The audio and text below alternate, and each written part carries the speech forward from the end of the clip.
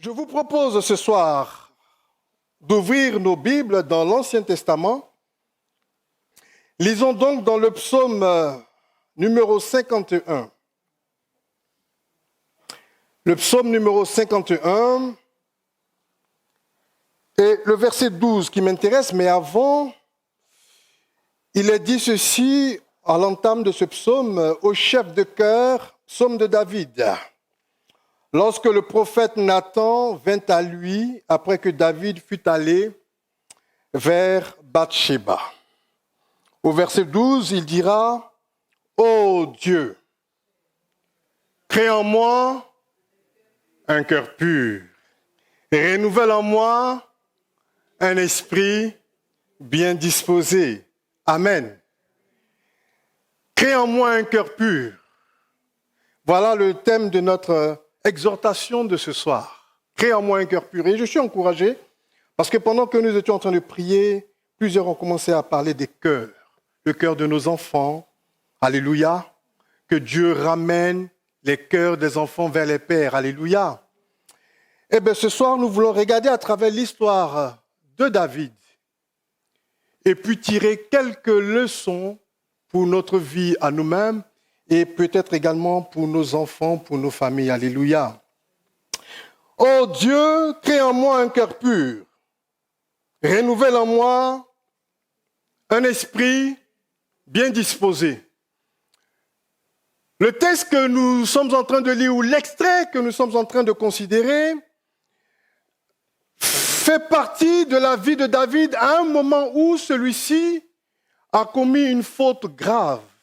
Il s'est complètement fourvoyé, complètement égaré, complètement perdu de la trajectoire que Dieu avait pour lui. Et il ne s'en était pas rendu compte jusqu'à ce que le serviteur de Dieu vienne à lui pour lui donner de se ressaisir.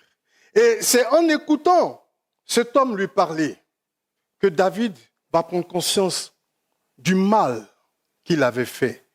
Il va prendre conscience du mal qui était attaché à sa vie. Vous savez, c'est un jeune homme, David, et qui, au commencement, était quelqu'un qui avait, on va dire, une vie pleine de victoires. C'est un jeune homme qui a vu ou qui a fait des exploits avec Dieu, qui a vu des choses extraordinaires, qui est parti de victoire en victoire, de progrès en progrès, qui va arriver à un stade où il va estimer qu'il était finalement accompli. Il avait atteint tous les objectifs qu'un homme pouvait atteindre. Et à partir de ce moment-là, il va être vulnérable. Vous savez, quand vous lisez dans le livre de 2 Samuel, au chapitre 11, le Saint-Esprit va nous dire ceci, au moment où les rois se mettaient en campagne, David, lui, il va choisir de rester à la maison et d'envoyer son armée, ses généraux, et lui, il n'a pas besoin de bouger. Il a accompli tellement de victoires. On a chanté ses mérites, on a chanté ses louanges. Et aujourd'hui, face à une situation qui, apparemment, n'est pas une situation très importante, David choisit de se reposer. Mais ce n'était pas la saison du repos, du tout. C'était le moment d'aller en campagne. Mais il va faire le choix de se reposer. Parce que sans doute, un peu émerveillé, un peu ragaillardi de toutes les louanges qu'il pouvait entendre autour de lui. Un homme de victoire, un homme de conquête, un homme vaillant. Alors, il est tranquille. Maintenant, je peux me reposer. Et vous savez, chers amis, chers frères et sœurs, nous ne sommes pas différents de David. Notre cœur d'homme est ainsi fait que lorsque nous entendons beaucoup de louanges, lorsque nous passons par une période pleine de victoires, une période faste, une période positive, nous avons tendance à baisser un peu les bras. On a tendance à vouloir se reposer un peu sur nos lauriers. On a tendance à se surestimer parce que ouais, ça va, on est tranquille. Et c'est toujours à ce moment qu'on est le plus vulnérable. Parce que c'est à ce moment-là qu'on ne fait pas attention. On a le sentiment qu'on n'a plus besoin des autres. On a gagné en maturité. on a gagné en expérience, on a gagné en force, en stature, en célébrité. On sait faire les choses, on a le rouage, on a la routine. Alors plus besoin de se concentrer comme avant. Et c'est là où on fait des erreurs. Et parfois l'erreur, elle vient d'un tout petit détail. Un tout petit détail. Et c'est ce qui arrive à David. Un tout petit détail. C'est le temps d'aller en campagne. Il décide de s'asseoir. Et tout ce qui va suivre après, la tragédie qui va intervenir après, provient de là. Juste une petite et mauvaise décision à un moment donné.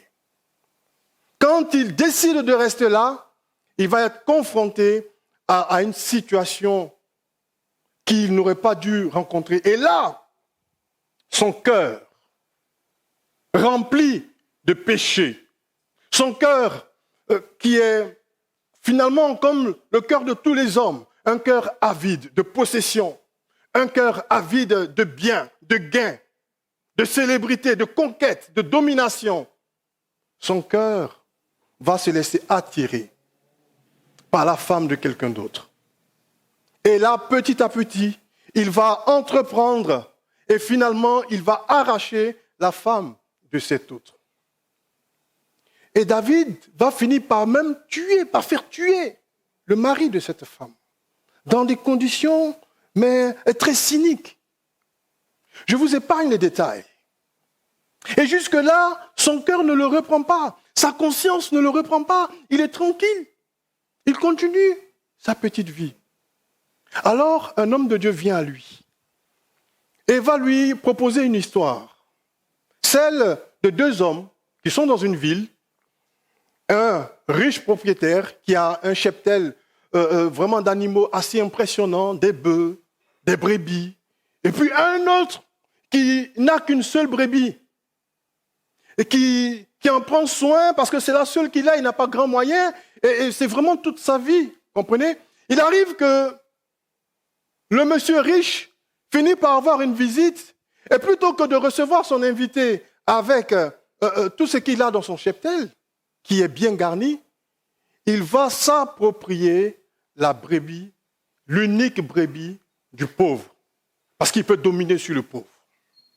Et lorsque l'homme de Dieu raconte cela à David, David s'enflamme. Il se met en colère. Ah non, c'est pas possible. Un tel homme mérite la mort. Et le prophète le regarde et va lui dire, cet homme, c'est toi. Waouh, la claque qu'il se prend. Waouh, il vient de réaliser. Et là, il va faire quelque chose. Il va avoir une démarche qui est pour nous un modèle, un exemple. David va dire, j'ai péché contre l'Éternel. Contre l'Éternel. Et il va se repentir. C'est dans ces circonstances qu'il écrit ce psaume. Et pour qu'on puisse bien capter la richesse, vous savez, ce psaume, c'est un chef-d'œuvre. C'est un chef-d'œuvre, ce psaume. Mais pour nous aider à comprendre la profondeur de ce texte poétique, j'aimerais vous dire ceci. Quand on regarde la forme, vous savez, pour nous, dans notre culture française, notre culture occidentale, lorsque nous parlons de poésie, nous disons que la richesse d'un poème, ou bien l'art de la poésie, se retrouve aussi surtout dans la façon de faire des rimes. Et nous faisons les rimes avec les sonorités des mots, vous comprenez? On fait des rimes. Mais dans la poésie hébraïque, ce n'est pas avec les sonorités qu'on fait les rimes. C'est avec des idées. C'est avec des concepts. Et on parle de parallélisme. Vous comprenez? C'est-à-dire, c'est une idée qui est répétée plusieurs fois. On a différentes sortes de rimes. Donc, en théologie, on appelle ça le parallélisme. Et le texte que nous avons là, le verset qui est devant nous, nous met en face d'un parallélisme de synonymes. C'est-à-dire qu'on a deux lignes de phrases qui veulent dire la même chose. Comme si l'auteur est en train d'insister sur la pensée qu'il veut exprimer. Il est en train de mettre l'emphase sur le sentiment qui est le sien. le sentiment qu'il veut exprimer, qu'il veut dégager. Il dit, oh Dieu, crée en moi un cœur pur. Parce qu'il a compris que son cœur n'était pas pur. Son cœur était mauvais. Son cœur s'était détaché de Dieu ou était corrompu par le mal. Et il a besoin d'un autre cœur. Et les mots que David utilise sont forts. Il dit « crée en moi ». Le mot « créer » qu'il utilise ici, c'est exactement le même mot que la Bible emploie lorsqu'il est question de la création. Il dit au commencement, Genèse chapitre 1, au commencement, Dieu créa les cieux et la terre, le Dieu créateur. Donc David est en train de dire quelque part, recrée-moi, régénère-moi. C'est pourquoi le verset suivant dit renouvelle, qui parle de restauration, réparation. Réparer ce qui est tordu, réparer ce qui est abîmé, réparer ce qui est corrompu et vicié. Et j'ai besoin d'être réparé. Il dit, crée en moi un cœur pur. Le cœur, qui est le centre de la vie. Vous savez, le cœur, que nous parlions en termes médicaux, en termes physiques, ou que nous parlions en termes spirituels, renvoie toujours à cette idée de centre de la vie, siège de nos émotions. Sans le cœur, nous ne sommes rien. Le cœur nous représente. Et si notre cœur est sale, si notre cœur est impur, nous devenons impurs. Si notre cœur s'endurcit, si notre cœur s'éloigne, eh bien, nous nous éloignons. C'est du cœur que viennent toutes les mauvaises choses. Le Seigneur Jésus va le dire. Matthieu chapitre 15, verset 19. Il dit, c'est du cœur que viennent quoi? Les meurtres, les envies, les injures, les calomnies, le mensonge. Et toutes ces choses, c'est notre cœur. Et c'est le cœur qu'on doit changer. David a compris cela. Oh Dieu, crée en moi un cœur pur. Renouvelle en moi un esprit. Là, il change de mot. Un esprit bien disposé. Au lieu de prendre le mot cœur, il prend esprit. Et là, c'est toujours encore en rapport avec l'esprit de Dieu. Au commencement, la Bible dit, Genèse 1, verset 2, l'esprit était sur les eaux. Amen. Vous comprenez? L'esprit de Dieu se mouvait au-dessus. C'est la même expression qu'il est en train d'employer ici. Et pour le poète ou le juif qui est en train de lire ce texte, quand il voit ça, il comprend ce que l'auteur est en train de mettre en évidence. Quelque chose de mal doit sortir de moi. Mais je ne peux pas y arriver par mes propres forces. Je ne peux pas y arriver à coup de développement personnel, à coup de théorie, tirée à droite ou à gauche. Non, il n'y a qu'un seul qui peut m'apporter ce remède. C'est celui qui a créé toutes choses dès le commencement. C'est pourquoi sa prière, dans ce psaume, vous allez voir à 3 reprises, il va dire « Oh Dieu ». Il s'adresse à Dieu.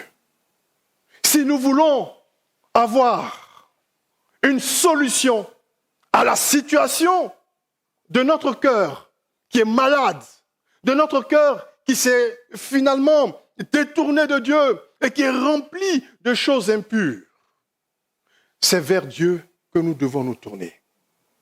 C'est véritablement vers Dieu. Et ceci est extrêmement important.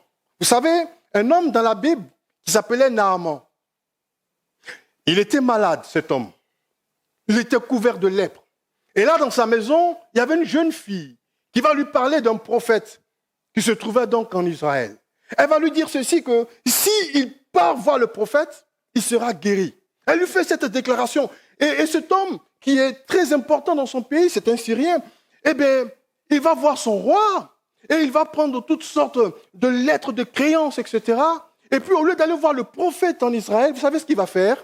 Il s'en va voir le roi d'Israël. Il s'en va voir le roi d'Israël. Et ça nous parle de quoi, là, en fait? Pourquoi je vous dis cela? Parce que très souvent, les hommes, plutôt que de se tourner vers la solution de Dieu, vers Dieu préfère se tourner vers les hommes. Va voir le prophète. Non, il s'en va voir le roi. Erreur. Pour nous, c'est facile de parler comme ça de Naaman. Mais est-ce que vous savez qu'aujourd'hui, même dans l'église, dans nos milieux, on a plusieurs Naaman. Plutôt que de se tourner vers Dieu, on veut se tourner vers des hommes de Dieu. Chers amis, chers frères et sœurs, ce n'est pas une chose mauvaise que d'avoir de l'appréciation, de l'estime pour un homme de Dieu, pour un serviteur de Dieu. Ce n'est pas mauvais. Mais s'il vous plaît, faites attention à ce que l'estime que vous avez pour le serviteur de Dieu ne prenne pas la place de Dieu. C'est un serviteur. Tournons-nous vers Dieu. Aujourd'hui, combien de chrétiens courent après des soi-disant prophètes? Avez-vous remarqué que David avait un prophète devant lui qui s'appelait Nathan? Mais plutôt que de parler à ce prophète Nathan qui lui avait révélé tout son cœur, toute sa vie, mais quelle révélation! David avait fait ces choses en cachette. Et cet homme de Dieu est venu et lui a dit tout ce qu'il avait fait. Il ne s'est pas tourné vers lui, non. Il va se tourner vers Dieu. Vers Dieu.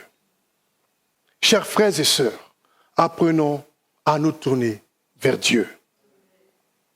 Aimons nos pasteurs. Oui, apprécions-les. Ce sont les serviteurs de Christ. Et la Bible dit, ils sont à nous. 1 Corinthiens chapitre 3. Ils sont à nous. Et chapitre 4, lisez, vous verrez. Mais c'est Dieu que nous devons chercher premièrement. C'est vers lui que nous devons nous tourner. Et lui, il se chargera d'amener le serviteur, son serviteur, qu'il aura préparé pour nous accorder ce dont nous avons besoin. Mais ne faisons pas la démarche inverse. On n'a pas besoin de courir ça et là. Entre dans ta chambre. Il l'a répété tout à l'heure. Ferme la porte.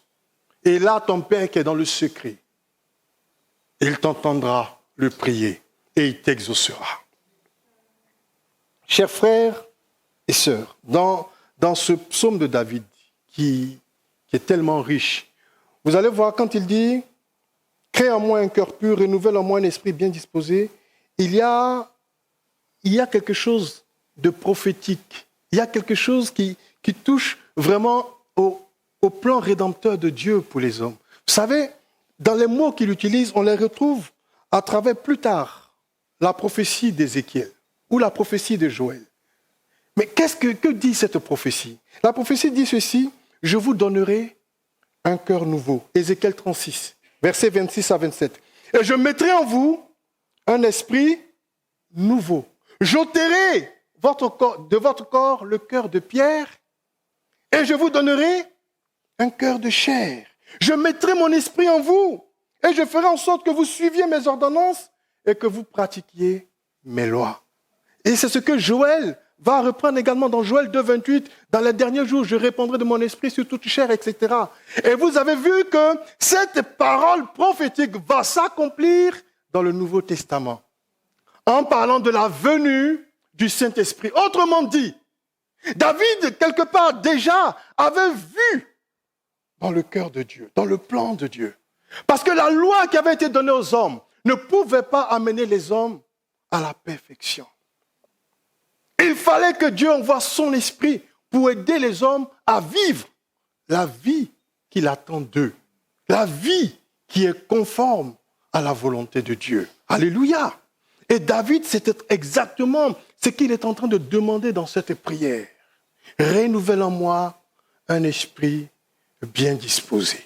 Et David va se soumettre à Dieu. Quand nous lisons dans 2 Samuel, je vous invite à le lire, vous verrez que les années vont passer, il y aura des drames dans la vie de David. Ses enfants, son fils, etc. Toutes sortes de situations cataclysmiques. Mais vous allez voir que David, quand il va connaître ce moment d'échec, ce moment de déchéance, il va garder son cœur fixé sur Dieu. Il va éviter de vouloir se venger, de vouloir faire les choses par lui-même. Il va laisser Dieu agir. Et Dieu va le restaurer pleinement. Alléluia. C'est pourquoi c'est l'homme selon le cœur de Dieu. Parce qu'il savait revenir à Dieu. Il savait reconnaître ses torts. Est-ce que nous savons reconnaître nos torts? Est-ce que nous savons reconnaître nos manquements? Pour que Dieu puisse réparer. Parfois, le problème, il est là, bien-aimés frères et sœurs. Nous avons prié ce soir, nous avons à cœur de prier pour nos enfants. Nos enfants qui ont quitté la maison de Dieu. Et nous pouvons avoir sur eux, parfois, un regard un peu réprobateur. Mais est-ce que nous ne sommes pas fautifs? Est-ce que nous ne les avons pas découragés? Par notre façon de faire? Par nos manquements? Est-ce que nous ne pouvons pas nous remettre en question? Plutôt que d'être dans une forme de jugement. David a su se remettre en question. Et Dieu va le relever. Dieu l'a relevé. Au fond, c'est ce que Dieu attend de chacun d'entre nous. Que nous puissions nous remettre en question véritablement. Que nous puissions revenir à lui, tout simplement, comme de petits enfants. Et le laisser nous bâtir, nous construire, nous relever, nous édifier. Cela me fait penser à l'église de Laodicée. Vous savez, cette église, dans Apocalypse chapitre 3, à partir du verset 14, là-bas à peu près, cette église qui pensait qu'elle avait tout. Quand au verset 17, Dieu va lui dire, parce que tu dis que tu es riche et que tu n'as besoin de rien, tu ne sais pas que tu es pauvre, que tu es misérable, que tu es malheureux, que tu es aveugle et nu. Et Dieu va lui dire ceci, je te conseille d'acheter 2 mois de l'or éprouvé par le feu, alléluia, des vêtements blancs et un collier pour que tes yeux s'ouvrent, alléluia. Il dit achetez 2 mois, autrement dit, reviens à moi. Revenons à l'Éternel. C'est ce que David a fait. Revenons à l'Éternel. Chers parents, posons-nous des questions, puisque ce soit notre sujet de prière. Ce sont nos enfants. Interrogeons-nous. Interrogeons-nous. Est-ce que j'ai fait comme il fallait? Est-ce que, comme dit dans Colossiens et dans Éphésiens, quand il parle des devoirs familiaux, là, vous voyez là-bas que Dieu donne des instructions. Enfants, soyez soumis à vos parents, obéissez à vos parents en toutes choses. Mais il dit, parents, n'aigrissez pas vos enfants. Oui, nous avons tous une responsabilité. Est-ce que nous pouvons, un instant, chacun d'entre nous, regarder un peu dans le rétroviseur de notre cœur? Qu'est-ce que j'ai servi pour que mon fils soit autant rebelle, pour que ma fille soit autant rebelle?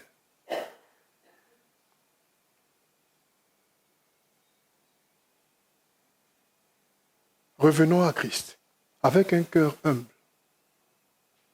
avec un cœur vrai.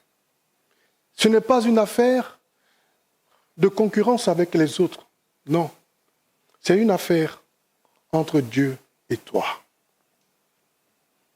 Et entre toi et tes enfants. David va regarder son fils Absalom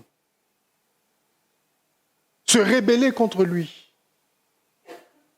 Faire des choses horribles. Il ne va jamais le détester. Au point où ses serviteurs vont dire, mais tu aimes ceux qui te haïssent. Quand je lis ce passage, je souris parce que David, parce que son cœur a été touché par Dieu, changé par Dieu, il est en train déjà de manifester ce qu'on nous demande dans le Nouveau Testament. Vous avez vu ce que le Seigneur Jésus nous demande dans le Nouveau Testament? Il dit, aime tes ennemis. Alléluia. David avait déjà commencé à faire cela alors qu'il était dans l'ancienne alliance. Parce que son cœur, il avait soumis à Dieu. Et Dieu avait commencé à réparer son cœur. L'Écriture nous dit que si nous nous soumettons à lui, il nous relèvera. Il nous visitera au temps convenable. Alors, ne tardons pas. Bien-aimés frères et sœurs, ne traînons pas. Revenons à lui humblement. Que chacun présente sa famille humblement. mais surtout son cœur. Et apportons aussi le cœur de nos enfants. Comme David dans sa prière, « Oh Dieu, crée en moi un cœur pur ». Prions que Dieu nous donne des cœurs nouveaux, comme il a promis depuis Ézéchiel. Des esprits bien disposés, et que nos enfants également, ceux qui sont partis, là où ils sont partis, Dieu est capable de les retrouver là-bas et de les ramener. Amen. Que Dieu nous aide à comprendre ces choses et laissons le Saint-Esprit être le maître dans nos vies et dans nos familles respectives. Que Dieu nous bénisse. Nous allons baisser la tête, s'il vous plaît. Restez toujours dans cet esprit, dans cet élan de prière. Nous voulons vraiment prier. Vous savez, la famille, la famille fait partie du plan de Dieu pour la société, pour le salut de l'humanité. C'est parce que la famille est tellement précieuse que l'ennemi s'emploie à y jeter le trouble. Regardez dans notre société aujourd'hui, combien de fois les familles sont disloquées, sont complètement dans des situations complexes à cause de blessures, à cause de cœurs durs. On refuse de pardonner, on refuse d'avoir tort et on s'engage avec de l'orgueil. Et alors les conséquences sont catastrophiques. Et on a des situations difficiles à gérer aujourd'hui. Mais nous avons un Dieu qui peut restaurer. Alléluia. C'est pourquoi nous allons prier tous ensemble. Vu que le temps est parti, nous allons prier tous ensemble. Dans un dos menu, chacun pour sa part. Tu vas apporter ton cœur à Dieu. Tu vas apporter le cœur de ta famille. Comme David l'a fait, tu vas demander au Seigneur d'intervenir ce soir. Et tu t'attends à ce que Dieu te donne une réponse. Ensemble, élevons la voix. Tous ensemble, dans un murmure, chacun pour sa part, au nom de Jésus. Alléluia. Notre Père, nous sommes là tous devant toi. Et nous voulons, Seigneur notre Dieu, nous laisser interpeller par ta parole. Tu vois, Seigneur notre Dieu, dans les différentes situations que nous pouvons traverser, que nous pouvons exposer devant toi. Tu connais, Seigneur notre Dieu, notre part de responsabilité. Tu sais là où, Seigneur notre Dieu, nous avons eu des faiblesses, des manquements. À un moment donné, Seigneur notre Dieu, emporté par la colère. À un moment donné, agacé, Seigneur notre Dieu, par l'endurcissement ou l'entêtement, Seigneur notre Dieu, par une parole, par une attitude, par une décision. Nous avons peut-être blessé, nous avons peut-être offensé. Et à cause de cela, un cœur s'est refermé. À cause de notre attitude, Seigneur notre Dieu, Seigneur, un cœur s'est détourné.